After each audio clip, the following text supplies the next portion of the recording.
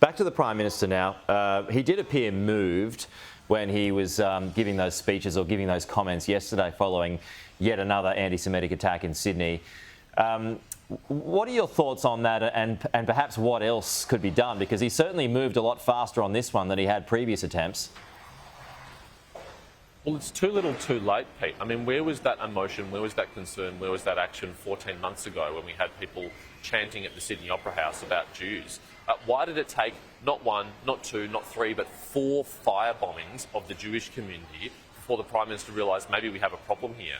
And why are still his measures half-hearted? I mean, he said he's established a task force of the AFP. Actually, it's only a special operation.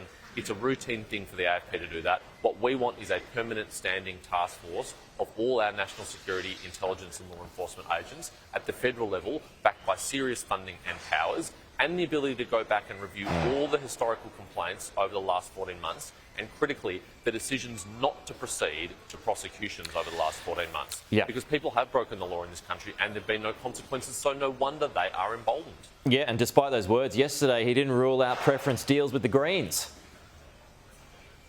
Well, he can't rule that out because we know that's exactly what the Labor Party is going to do. And the Greens cannot win a single federal seat in Australia without the preferences of the Labor Party. Now, I hope Labor stands up and does the responsible thing in the national interest and puts the Greens last. But even if they can't bring themselves to that, I hope they can at least do so in seats like Macnamara in Melbourne, home to the largest Jewish community in any single seat in Victoria, because there's a real risk there that if Labor and Josh Burns preferences the Greens, that the Greens could win that seat and you could have an anti-Semitic party representing the Jewish community, and that is a travesty. The Prime Minister should at least be able to rule that out. All right.